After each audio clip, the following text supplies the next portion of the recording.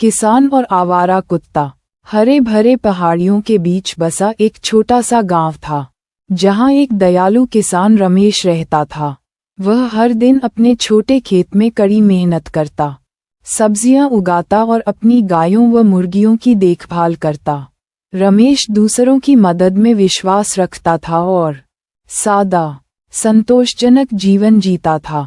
एक सुबह जब रमेश अपने खेत की जुताई कर रहा था, उसने एक दुबला पतला घायल कुत्ता खेत के पास लंगड़ाते हुए देखा।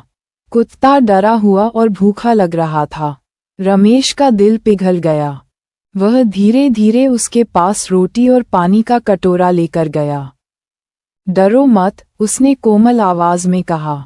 कुत्ते ने हिचकिचाते हुए खाना खाया और धीरे धीरे अपनी पूंछ हिलाने लगा। रमेश ने उसे बड्डी नाम दिया और उसे अपने पास रख लिया।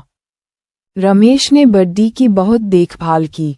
उसने उसके घावों को साफ किया, उसे रोज खाना दिया और खलिहान में एक आरामदायक कोना सोने के लिए दिया।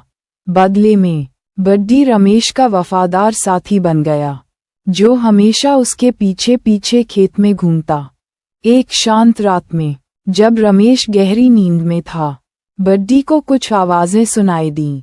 कुछ चोर रमेश के खेत में घुस आए थे और उसकी गायों को चुराने की कोशिश कर रहे थे। बड्डी जोर जोर से भौंकने लगा, जिससे रमेश और पूरा गांव जाग गया।